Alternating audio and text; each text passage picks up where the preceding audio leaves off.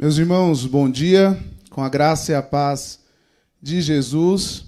Estamos chegando hoje ao penúltimo episódio da série de mensagens no livro de Neemias. Logo mais à noite, o pastor Gregory estará fazendo o encerramento da série que iniciou no começo do mês com o pastor André.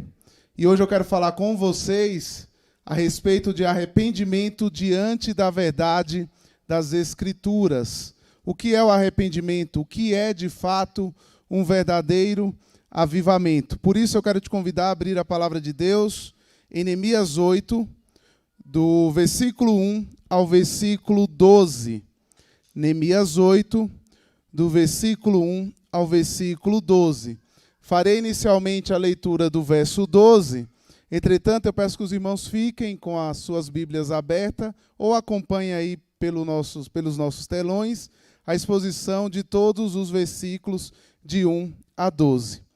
Diz assim o verso 12 de Neemias 8. Então todo o povo se foi para comer, beber, mandar poções aos que nada tinham e fazer grande festa, porque tinham entendido as palavras que lhes foram explicadas.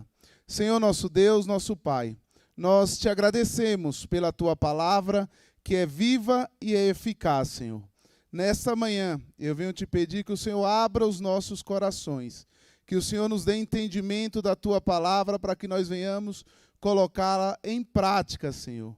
Que eu venha diminuir para que o Senhor cresça, Senhor. Perdoa, Senhor, os meus pecados, perdoa as minhas falhas, tem misericórdia da minha vida. Ajuda-me, Senhor, na exposição da tua palavra, e que tudo que venha a ser falado aqui hoje venha a ser para a tua honra e para a tua glória. É isso que nós te pedimos, no nome de Jesus.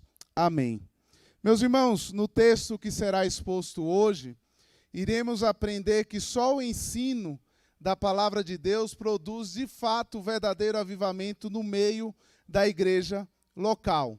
Nos nossos dias, há uma onda de movimentos por aí evangelísticos produzidos por ação humana com o objetivo de atrair multidões e vidas por novidades, por modismos. Tais movimentos, de fato, carecem da palavra de Deus. Todos os verdadeiros avivamentos na história do povo de Israel e na história da igreja ao longo dos séculos só tiveram resultados duradouros quando começaram a prosseguir alicerçados na palavra de Deus. Todo avivamento, todos os arrependimentos, movimentos de arrependimento ao longo da história do povo de Israel, ao longo da história da igreja, só teve resultado quando esse povo se voltou para a palavra de Deus. Avivamentos sem palavra de Deus são apenas movimentos que eles passam ao longo do tempo e não geram mudanças significativas na vida e no comportamento das pessoas. O avivamento no tempo de Neemias teve a marca do ensino da palavra de Deus. Neemias, o líder da reconstrução, Esdras, o sacerdote, eram homens de Deus e que estavam firmados no estudo da palavra do Senhor. E a maior reforma que Neemias implementou em Jerusalém foi a restauração da autoridade da palavra de Deus sobre o povo. Esse foi o maior avivamento daquela época. Sem essa restauração, Jerusalém ali seria absolutamente vulnerável. O grande impacto causado na leitura da palavra ali, nos tempos de Esdras, por exemplo, é comparado ao impacto da Bíblia na época da Reforma Protestante, no século XVI. E que dali vão surgir grandes movimentos, grandes avivamentos ao longo da história da igreja, principalmente naquele período ali da Reforma Protestante, parecido então com a época de Neemias. E meus irmãos, sempre que a palavra de Deus ela é exposta com poder, há uma profunda manifestação do Espírito, gerando comportamento, gerando ali um despertamento espiritual na vida do povo e, de fato, ao crescimento da igreja. Eu gosto muito do texto de Atos 2, 42, ao início da igreja, quando fala que aquela igreja perseverava na doutrina dos apóstolos, no partir do pão, na comunhão e nas orações. E mais à frente o texto vai dizer que o Senhor iria ir acrescentando aqueles que iam sendo salvos. Então aqui naquele texto nós encontramos, de fato, qual é o segredo para o crescimento da igreja. Não são os vários movimentos que se têm criado por aí. Não são os vários métodos, muitos deles humanos, que são criados por aí. Mas é uma igreja que persevera na doutrina dos apóstolos. É uma igreja que vive em comunhão, tem o partir do pão e que tem uma vida de oração, é que ela cresce da maneira correta e o Senhor vai, de fato, acrescentando os que vão ser salvos. Por isso eu quero pensar com vocês hoje a respeito de algumas recomendações que esse texto nos ensina sobre avivamento, sobre arrependimento e o estudo da palavra de Deus. Em primeiro lugar, para pensarmos em um avivamento, precisamos nos reunir para ouvir a palavra de Deus. Diante do que Deus tinha feito, através ali dos esforços dos israelitas, sobre a liderança de Neemias, na edificação dos muros ali ao redor do templo, o povo sentiu a necessidade de ter sua edificação espiritual também. Pois não adiantaria um templo muito bonito se de fato ali não existisse uma reforma no coração das pessoas. Por isso o texto nos revela que houve uma fome e uma sede para ouvir a palavra de Deus. Olha o verso 1. Quando chegou o 7º mês e os filhos de Israel já estavam morando nas suas cidades, todo o povo se reuniu como um só homem na praça diante do portão das águas e pediram a Esdras, o escriba, que trouxesse o livro da lei de Moisés, que o Senhor havia ordenado a Israel. Ali na praça principal, diante da porta das águas, iniciou-se então um poderoso movimento de avivamento na história de Jerusalém. O templo construído, os muros ali restaurados, os arautos tocavam ali suas trombetas, convocando ali então os habitantes de Jerusalém e das cidades vizinhas para um grande evento que iria acontecer naquela cidade. Havia ali um cenário apropriado para uma grande reunião festiva.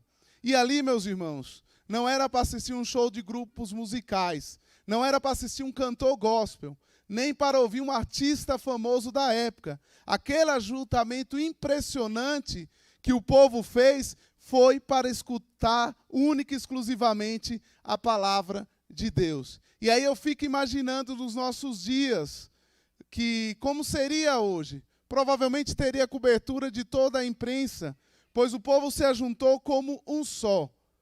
Isso não fala somente de uma reunião, mas de uma união, de uma integração, todos com o mesmo objetivo: ouvir a palavra de Deus.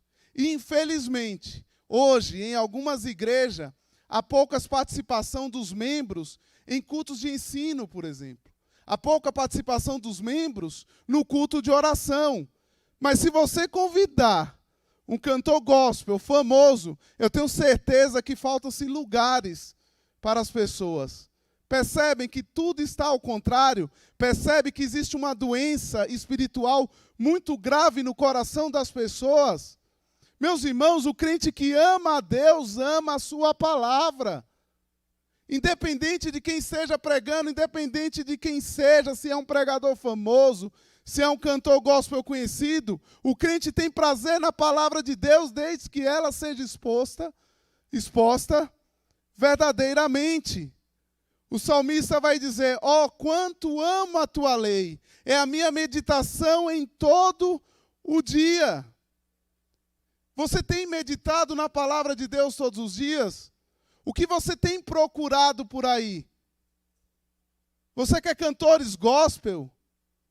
Você quer ser crente somente de internet? Pastor de internet, meus irmãos, não disciplina, não cuida de membros. É importante, é bom, e eu escuto sempre pregadores na internet. Eu gosto, é o meu hobby, escutar pregadores na internet. Mas eu preciso da igreja local. Eu preciso do pastoreio local. Eu preciso escutar da minha igreja local a palavra de Deus. Não existe não amar a palavra de Deus, está somente interessado. Por isso que você olhe para seu coração neste momento e veja o quanto você tem participado dos cultos de oração. O quanto você tem participado das alvoradas de oração, dos cultos de ensino. O quanto você tem meditado e o quanto você tem amado a palavra de Deus. Faça essa reflexão. Somente você e Deus. Eu não conheço o coração de ninguém aqui, mas Deus conhece o coração de cada um. Então, meus irmãos, para que a gente pense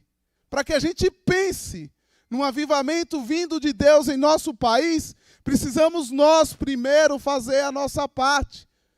Precisamos meditar na palavra de Deus, precisamos ter uma vida de oração, precisamos sermos maridos melhores, precisamos ser esposas melhores, precisamos ser patrões melhores, precisamos não sonegar impostos, precisamos não dar o jeitinho. É muito fácil, muitas vezes, clamarmos por avivamento quando a nossa vida está completamente destruída. Percebem que o avivamento parte do nosso coração? Percebe que o avivamento, ele parte de um desejo pela palavra de Deus, de um desejo por uma vida de oração? Foi isso que aquele povo estava sentindo, eles estavam sentindo falta. Embora tudo estivesse pronto, templos, muros ali reconstruídos, etc. e tal, a principal reforma precisava ocorrer no coração daquele povo. Porque sem a reforma no coração não existe uma vida de quebrantamento e não existe, então, uma vida diante de Deus. E aí, então, Esdras traz o livro da lei de Deus. O verso 2 vai nos dizer: Esdras, o sacerdote, trouxe a lei diante da congregação, composta por homens, mulheres e todos os que eram capazes de entender o que ouvia. Era o primeiro dia do 7º mês. O povo sofrido, após anos no cativeiro, tinham agora o desejo de ouvir a palavra de Deus. Esdras, o escriba, levou aquele livro para a praça. Era um grande rolo, ali provavelmente um pergaminho, que seria desenrolado aos poucos, à proporção ali que o sacerdote fizesse a leitura dos textos da lei. Não foi uma leitura rápida do livro. Esdras o leu pausadamente, para que todo o povo entendesse ali bem o ensino. Durante cerca de 6 horas, das 6 da manhã até a meio-dia, foi feita a leitura do livro da lei. O verso 3 vai nos dizer isso. Esdras leu o livro em voz alta, diante da praça que fica em frente do portão das águas, desde o amanhecer até o meio-dia, na presença dos homens, das mulheres e dos que podiam entender, e todo o povo tinha os ouvidos atentos ao livro da lei. O povo estava atento à palavra. Enquanto Esdras lia o livro, homens, mulheres, adultos, jovens, todos estavam voltados em direção ao púlpito, ouvindo com muita atenção cada palavra que era dita perante todos. Ele estava em pé, sobre um púlpito de madeira. E os versículos 4 nos diz que ao seu lado direito estavam homens de confiança, líderes auxiliares que faziam parte ali do ministério local. Esdras, o escriba, estava num púlpito de madeira, que fizeram para aquele fim. Estava em pé, ao lado dele, à sua direita, Matitias, Sema, Anaias, Urias, Iliquias e Maeceias, e à sua esquerda estavam Padaias, Misael, Maquias, Rassum, Rasbadana, Zacarias e Mesulão. Vale a pena lembrar, meus irmãos, que a leitura e a explicação dos textos do livro duraram 7 dias durante 6 horas. Então nós percebemos aqui que para que nós pensemos de fato no avivamento, nós precisamos de fato estar atento à leitura da Bíblia, à meditação da Bíblia e a uma vida de entrega ao Senhor, entregue ali à palavra de Deus. Em segundo lugar, nesse texto, nós aprendemos que devemos ter reverência com a palavra de Deus. Verso 5. Esdras abriu o livro à vista de todo o povo, porque se encontrava no lugar mais elevado do que todo o povo. Quando abriu o livro, todo o povo se pôs em pé. O clima ali era de reverência, era de respeito à palavra de Deus. As pessoas ali não ficavam andando de um lado para o outro. As pessoas ali não ficavam conversando distraídas. Todas queriam ouvir a palavra de Deus. Então, quando Esdras abriu o livro, todo o povo ali coloca-se de pé em reverência à leitura da palavra de Deus. Infelizmente, nos nossos dias, muitas vezes o pastor ou pregador precisa chamar a atenção da igreja, de alguns irmãos, durante a pregação, pois muitos ficam nesse momento nos seus celulares, nas redes sociais, conversando muitas vezes com a pessoa ao lado, trocando carícia muitas vezes com o namorado e com a namorada, na hora da exposição da palavra de Deus. Outros só sentem vontade de beber água e ir ao banheiro na hora da mensagem. É impressionante, não tem sede o dia inteiro, mas na hora da exposição da palavra sente uma sede absurda, um desejo de ir ao banheiro nunca visto. Percebem que nós estamos invertendo os valores? Percebe que nós precisamos de reverência em nossos cultos? Precisamos ouvir atentamente o que Deus tem a falar aos nossos corações? Porque quando nós lemos a palavra de Deus, nós estamos ouvindo Deus falar conosco. Porque a Bíblia é a palavra de Deus. Porque a Bíblia não é qualquer livro. Porque a Bíblia não é um livro de filosofia, de autoajuda, qualquer livro que seja. A Bíblia é a palavra do próprio Deus. E a Bíblia merece total reverência quando ela é lida, quando ela é exposta. A igreja brasileira precisa voltar a ter essa reverência que teve há anos atrás. As coisas estão de ponta cabeça. É impressionante o que tem acontecido. É claro que nesse texto também nós aprendemos que Esdras era um homem comprometido com a palavra de Deus. Agora falando do outro lado, porque eu estava falando inicialmente dos que escutam a palavra de Deus. Mas aquele que prega, aquele que transmite a palavra de Deus como Esdras, precisava ser comprometido com a palavra de Deus. As pessoas não buscam alguém para lhe contar experiências bonitas, mas elas têm que procurar ali um fiel expositor das Escrituras. A maior necessidade da igreja, meus irmãos, é de homens que conheçam, que vivam e que preguem a palavra de Deus com fidelidade. A pregação é a maior necessidade da igreja e do mundo. Não são shows gospels. Não são os vários atrativos, eventos, etc. e tal. Mas sim a pregação do Evangelho, porque a fé vem pelo ouvir e ouvir a palavra de Cristo. Como crerão se não há quem pregue? É responsabilidade dos pregadores, dos pastores, dos missionários que são enviados para o campo pregar o Evangelho de Cristo. Para que sim, a gente possa ter uma reverência com a palavra de Deus. Aprendemos também nesse texto que nós devemos adorar somente a Deus.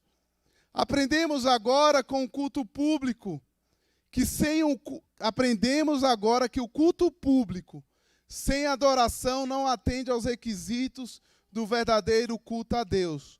Cultuar significa adorar. Por causa da leitura do livro da lei, o escriba louvou a Deus ali e foi correspondido pelo povo, que o acompanhou na adoração a Deus com louvor, cantando e se expressando com decência e ordem. Diz o texto no verso 6, Esdras louvou o Senhor, o grande Deus, e todo o povo, levantando as mãos, respondeu, amém, amém. Inclinaram-se, adoraram o Senhor com o rosto na terra. Meus irmãos, eu fico imaginando que espetáculo que foi. Como uma coreografia santa ali, com mãos levantadas, de fato glorificando a Deus. Muitas pessoas foram de todas as cidades, e não eram ali somente habitantes de Jerusalém. Provavelmente, para que o povo ficasse ali 6 horas, desde o amanhecer até o meio-dia, o culto, com certeza, não foi monótono, como ocorre em muitos cultos no nosso dia.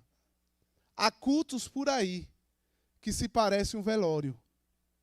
Você não vê a alegria dos irmãos.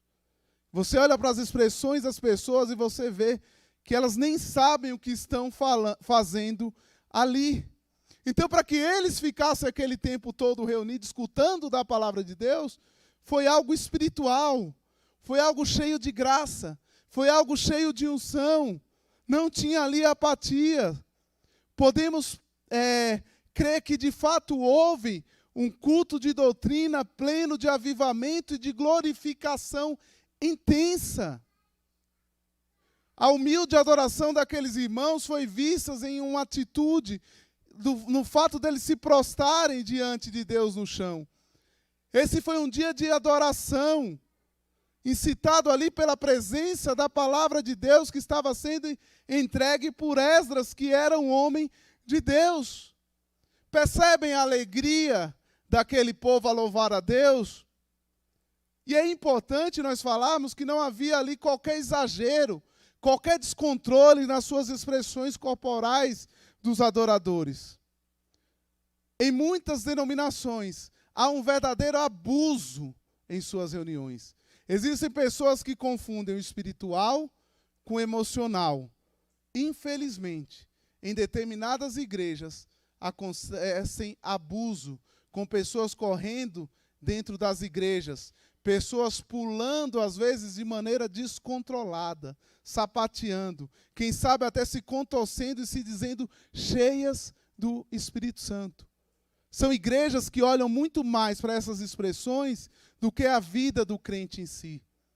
Um crente cheio do Espírito Santo não é um crente que sai por aí correndo, pulando de qualquer maneira, de maneira desordenada. E Paulo vai nos chamar a atenção na sua primeira carta aos Coríntios, no capítulo 14, que o nosso culto tem que ser racional, tem que ser um culto que as pessoas se comportem da maneira que Deus quer.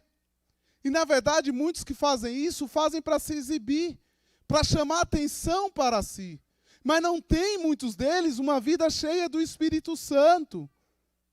Uma vida que produza o fruto do Espírito. Quer ser cheio do Espírito Santo? Leia a palavra de Deus. Quer ser cheio do Espírito Santo? Tenha uma vida de oração.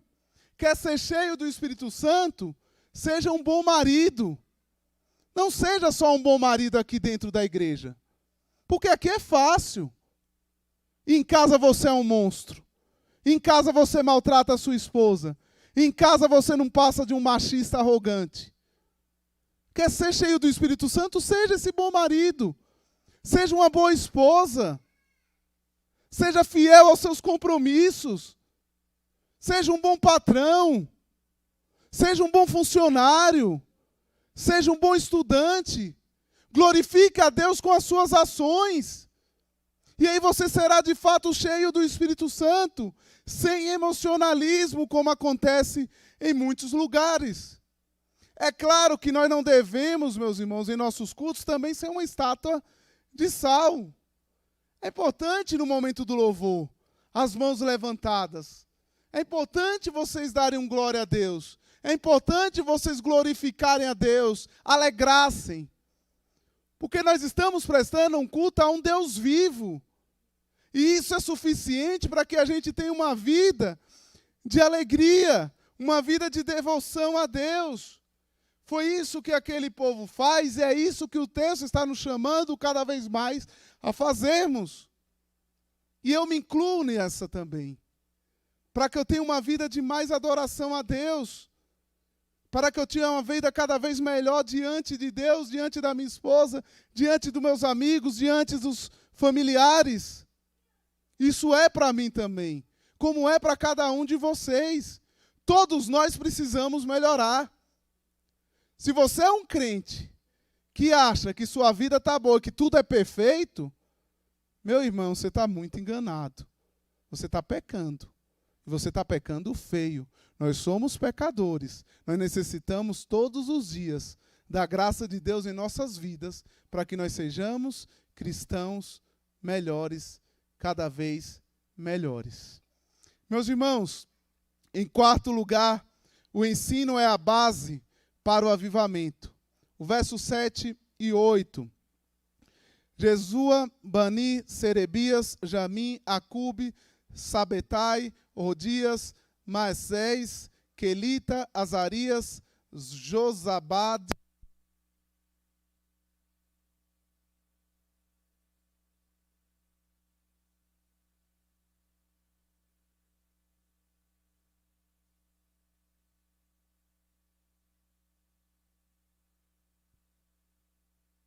Verso 8. Eles iam lendo o livro da lei, claramente dando explicações de maneira que o povo entendesse o que se lia.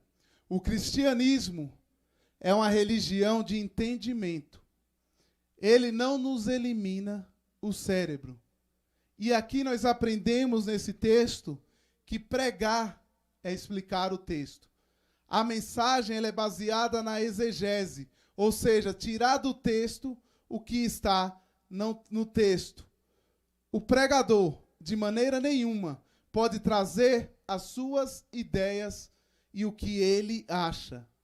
De maneira nenhuma. João Calvino dizia que a pregação é a explicação do texto e que o púlpito é o trono de onde Deus governa a sua igreja. Então o texto deve governar o pregador. Lutero dizia que a palavra de Deus, que existia a palavra de Deus escrita, a palavra de Deus encarnada e a palavra de Deus pregadas. Eu escuto de muitas pessoas por aí, pregadores dizendo, eu já tenho um sermão, só falta o texto. Meus irmãos, isso não é pregação. Deus não tem nenhum compromisso com a palavra do pregador. Absolutamente nenhum. E somente com a sua palavra. É a palavra de Deus que tem a promessa de não voltar vazia e não a palavra do pregador, não importa quem seja. É a palavra de Deus que não volta vazia de maneira nenhuma. E esses versículos são ótimos exemplos para a igreja nos dias atuais. Pois hoje há muitos pregadores, preletores e cantores, mas faltam ensinadores, pessoas dedicadas ao ensino da palavra. A princípio, todo líder e pastor deve ser apto ao ensino. O pastor é obrigado a ser mestre. Você pode ser um mestre e ainda assim não ser um pastor. Mas você não pode ser um pastor se você não for um mestre. Paulo vai falar lá na sua carta aos Efésios que o pastor é mestre. E quando eu falo mestre, meus irmãos, aqui, eu não estou falando do acadêmico, no sentido do mestre acadêmico, do professor de seminário. Eu estou falando daquela pessoa que Deus deu o dom para quando ela fala, as pessoas entendem de maneira fácil. Que elas saibam pregar, que elas saibam dar uma aula de escola bíblica, que elas saibam aconselhar diante da palavra de Deus. Não existe ministério pastoral somente com carismas, com sorrisos. O pastor é obrigado a ser mestre. Essa é a primeira função do ministério pastoral. Os discípulos, quando se viram com muitas coisas ali, que o povo foi reclamar no livro de Atos, eles pediram ali para que o povo levantasse homens, diáconos, para que cuidassem ali das viúvas e das outras tarefas, para que eles se dedicassem primeiro ao ministério da palavra e ao ministério da oração. Então o pastor, ele precisa ser um mestre. E Esdras, como nós percebemos aqui, ele era um mestre. Ele explicava a lei de Deus. Ele lia de uma maneira que o povo entendia. Contudo, meus irmãos, existem pessoas na igreja que têm habilidades concedidas por Deus para se dedicar ao ensino.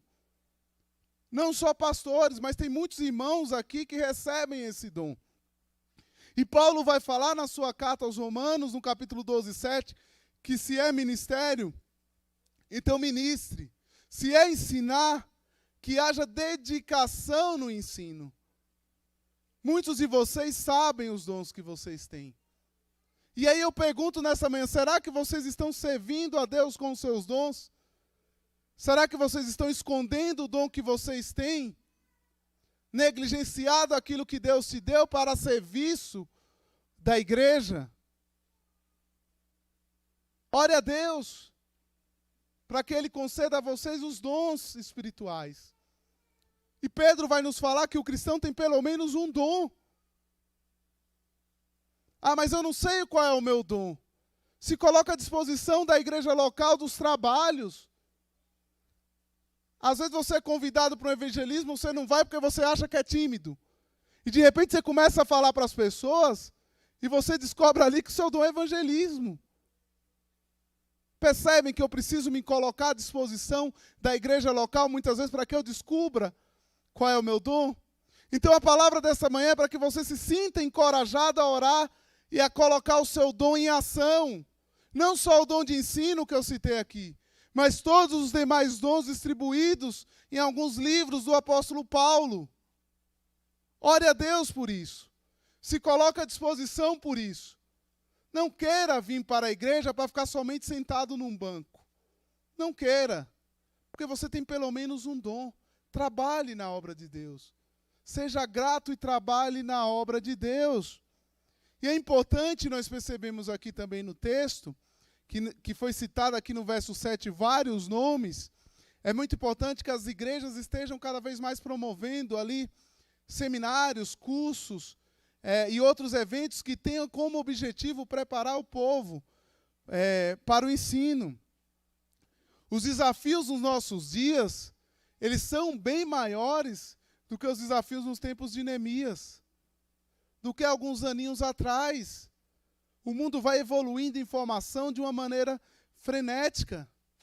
Por isso aquele que ensina precisa cada vez mais se dedicar a estudar, descobrir e tentar entender o que tem acontecido nos nossos dias.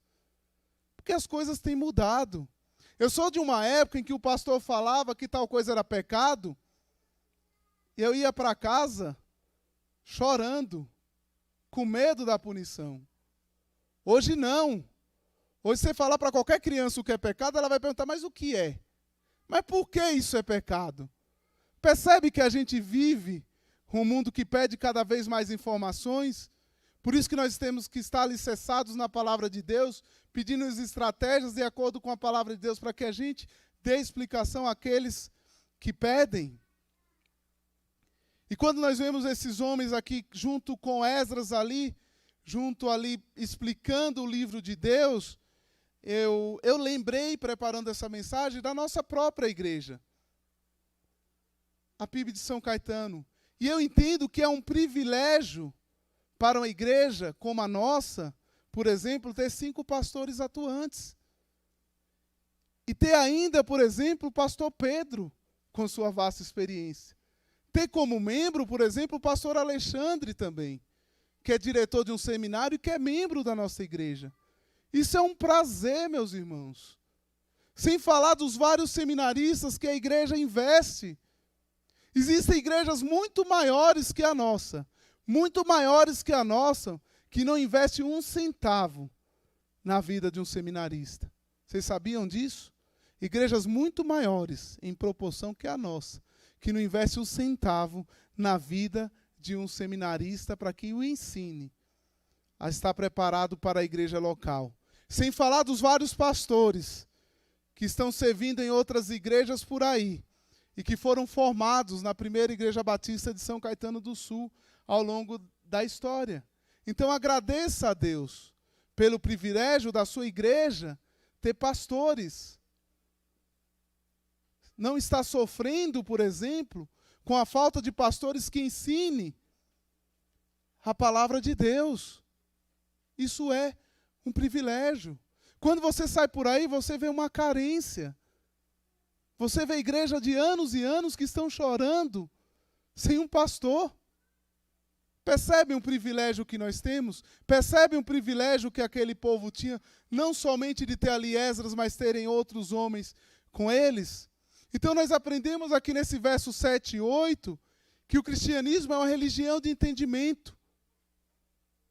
que quem prega, quem ensina, precisa expor a palavra de Deus, tão somente a palavra de Deus, e não as suas vontades, e não o que você acha do texto.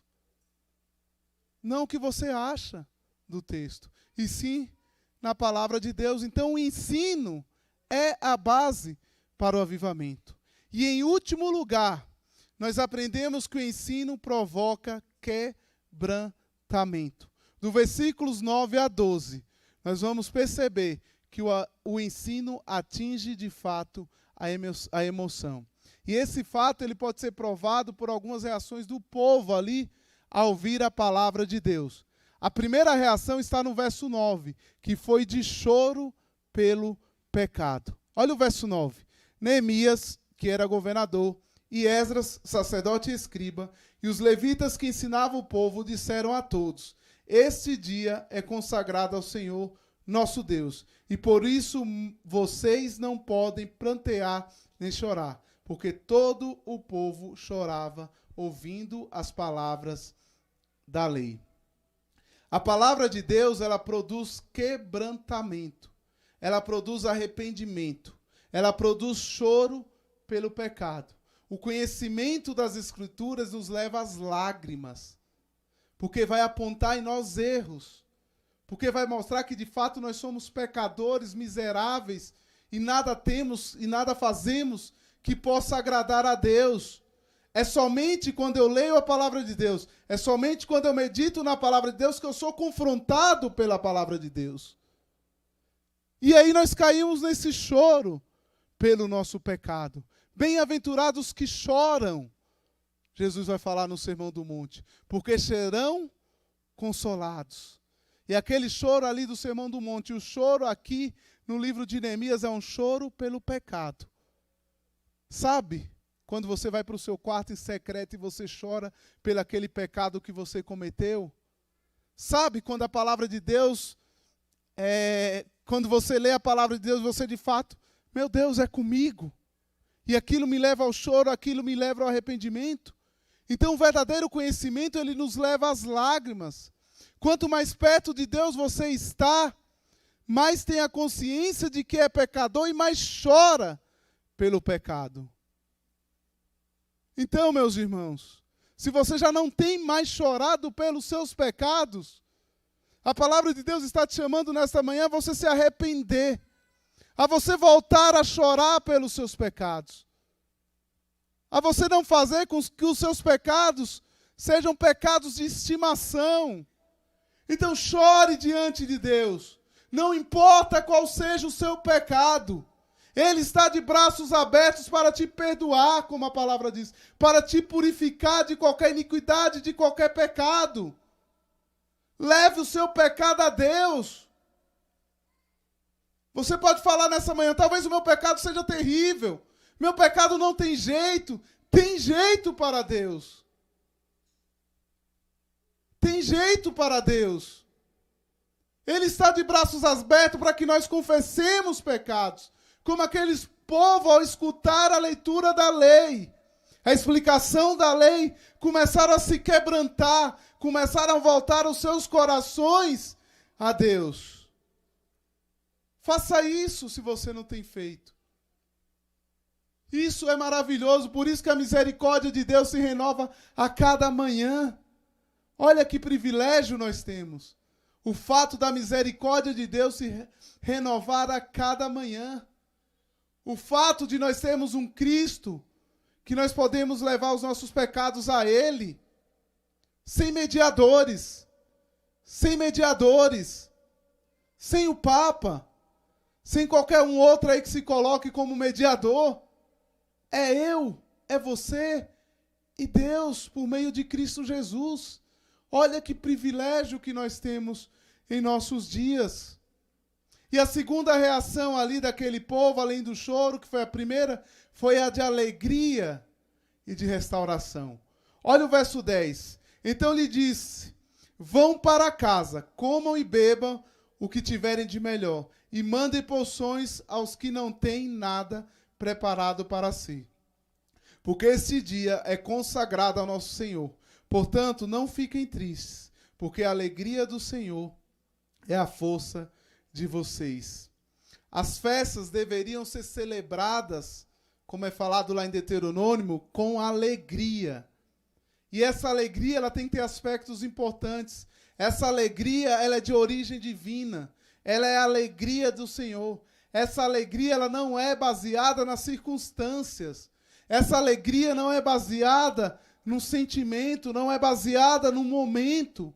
É a alegria de Deus.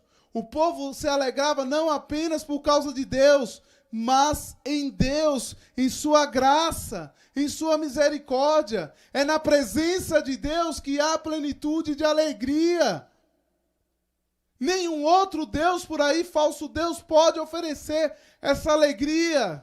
Somente o Senhor, porque a alegria do Senhor é a nossa força. Quem conhece essa alegria não olha para trás, como a mulher de Ló. Quem conhece essa alegria de Deus não vai sentir saudades, por exemplo, do Egito. Quem sente a alegria de Deus não sente saudades do passado. Não sente saudades da vida de pecado. Porque essa alegria é a nossa força. Essa foi a alegria do apóstolo Paulo a escrever, por exemplo, a sua carta aos Filipenses. Quando ele estava preso, escreve uma carta que 16 vezes a palavra alegria vai aparecer nela. Uma alegria de contentamento. E uma carta que todas as vezes que eu leio eu falo, não é possível. Humanamente falando eu falo, não é possível um homem estar preso, sofrendo açoites, escrever uma carta que é chamada da carta da alegria. Não é possível.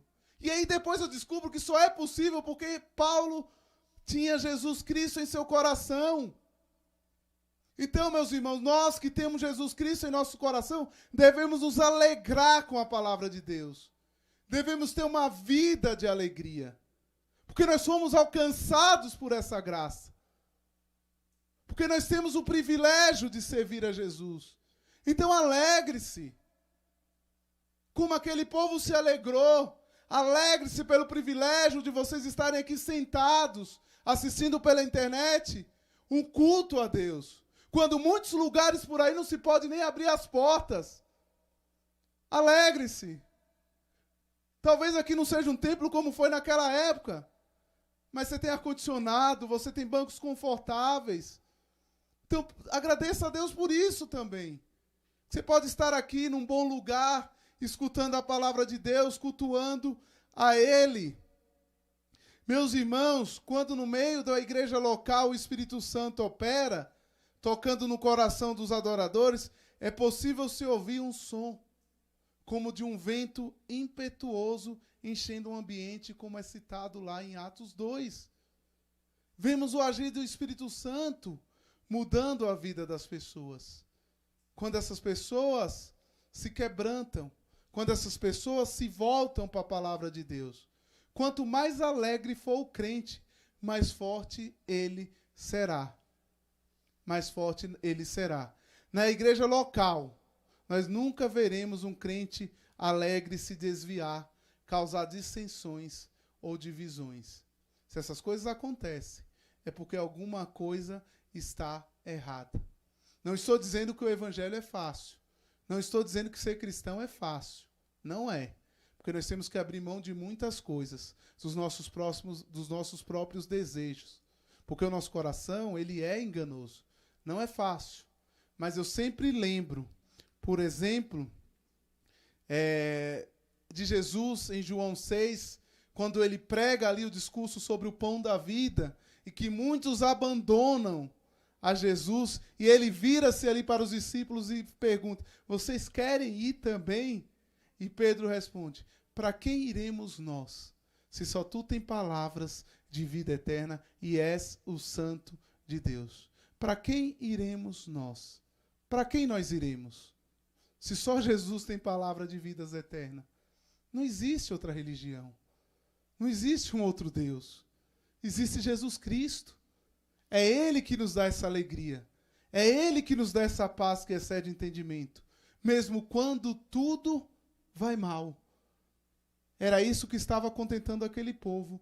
E é isso que deve nos contentar. essa alegria do ensino, ela vai atingir a vontade. Os últimos versos, 11 e 12, os levitas tranquilizaram todo o povo, dizendo: acalme-se, porque este dia é santo, não fiquem tristes. Então o povo se foi para comer, beber, mandar porções aos que nada tinham e fazer uma grande festa, porque tinham entendido as palavras que lhe foram explicadas. Isso pode ser provocado por duas decisões tomadas pelo povo depois de ouvir a palavra de Deus. Primeiro, a obediência a Deus. O povo obedeceu à voz de Deus e deixou o choro e começou a se alegrar com o perdão. Segundo, a solidariedade ao próximo. O povo começou não apenas a se alegrar em Deus, mas a manifestar o seu amor ao próximo, enviando porções àqueles que nada tinham. Nós temos uma outra grande lição aqui. Por isso que nós oramos sempre para que essa igreja seja uma igreja missionária, como foi falada pelo pastor Wagner. Por isso que é nossa obrigação de crentes sustentar a obra missionária. Não somente ir, porque muitos não vão, têm suas obrigações, mas são chamados a orar, são chamados a investir na obra missionária, para que missionários vão a lugares em que nunca o evangelho foi pregado, por exemplo. Então, alguém que se arrepende, alguém que medita na palavra de Deus, alguém que obedece a Deus, é alguém que pensa no próximo. E não tem nada mais bonito do que pensar no próximo, do que pregar o evangelho para ele, do que enviar missionários para que se pregue o evangelho a ele. É importante fazer os trabalhos sociais? É importante, porque nós somos um povo de Deus. Mas não existe trabalho social sem a pregação do evangelho. Qualquer igreja que esteja fazendo isso está pecando e terá que prestar contas a Deus. Porque não existe trabalho social sem a pregação do evangelho. Somente após o ensino ser ministrado ali naquela praça em Jerusalém, foi que iniciou-se um dos maiores avivamentos da história da Bíblia. O povo se alegrou com o templo construído sob a liderança de Esdras. O povo se alegrou com a reconstrução dos muros sob a direção de Neemias. Mas o avivamento só chegou quando todos ouviram e entenderam a mensagem da palavra de Deus. Meus irmãos, o povo dos dias de Neemias experimentou a alegria, porque viveu mais uma vez o que o Senhor queria para eles. Deus se tornou, a palavra de Deus se tornou o centro dos seus corações.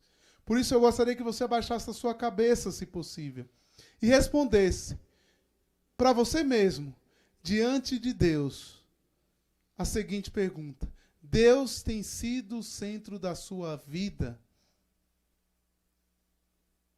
A partir do momento que aquele povo colocou a palavra de Deus como centro, eles se tornaram capacitados para enfrentar o futuro. Porque o resultado foi a força. E a sua resposta natural foi a obediência à vontade de Deus. Responda mais uma vez para você mesmo. A Bíblia tem tido valor para a sua vida? Você tem meditado na palavra de Deus? Como você tem encarado a Bíblia? Como você tem encarado a palavra de Deus? Ele é apenas mais um livro? Ele enfeita somente ali a sua estante? Ou ela de fato é sua regra de fé, porque ela é a palavra do próprio Cristo, a palavra de Deus? Como você tem encarado isso? Pense nisso, pois hoje Deus está te chamando, se você não tem feito isso, para um relacionamento com Ele. E esse relacionamento só é possível com o estudo da palavra de Deus e com uma vida de oração. Pense nisso. Se você tem feito, faça ainda mais. Se você não tem feito, faça a partir de hoje. Tenha uma vida com Deus, tenha uma vida de reverência à palavra de Deus. Tenha uma vida de quebrantamento, de choro pelo seu pecado, para que você seja um crente alegre. Pense nessas palavras. Pense no que foi pregado hoje. Coloque em prática o que foi pregado hoje. E receba de fato a alegria do Senhor. Que Deus nos abençoe. Que Deus nos encoraje cada vez mais a pregar o teu evangelho, a ter uma vida de devoção, uma vida de santidade. E eu quero orar mais uma vez com vocês antes do grupo de louvor. Senhor nosso Deus, Senhor nosso Pai, nós te agradecemos porque a tua palavra é viva e eficaz. Senhor, nós pedimos misericórdia das nossas vidas. Perdoa, Senhor, as tantas vezes que negligenciamos o estudo da tua palavra. Perdoa, Senhor, as tantas vezes em que queremos tomar decisões de acordo com as nossas vontades e não de acordo com a tua palavra. Nos ajuda, Senhor, nós somos falhos, nós somos pecadores, nós somos limitados. Nos ajuda, Senhor, a primeiro fazer isso em nossas vidas, para que a gente venha pensar de fato num avivamento vindo do Espírito. Porque primeiro precisamos mudar a nossa vida, para que pessoas sejam alcançadas através do nosso exemplo e queiram também experimentar desse avivamento pessoal que somente o teu Espírito Santo é capaz de produzir. Obrigado, Senhor, por esta igreja. Obrigado, Senhor, pelos pastores, professores de escolas bíblicas, pelos irmãos que têm ajudado nas diferentes áreas, trabalhado nas diferentes áreas. Que cada um venha ter o seu dom reavivado nesta manhã. Que cada um venha buscar servir da melhor maneira possível. Que o Senhor venha mostrar os dons que cada um aqui tem, Senhor. E que nós venhamos buscar com zelo pelos os dons espirituais. Ajuda-nos, Senhor, em nossas fraquezas. Tem misericórdia das nossas vidas. É isso que nós te pedimos. No nome do teu Filho amado Jesus. Amém. E que Deus os abençoe.